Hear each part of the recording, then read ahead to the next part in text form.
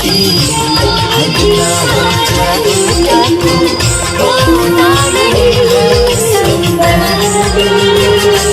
संग संग रहेंगे जन्म जन्म संग संग रहेंगे जन्म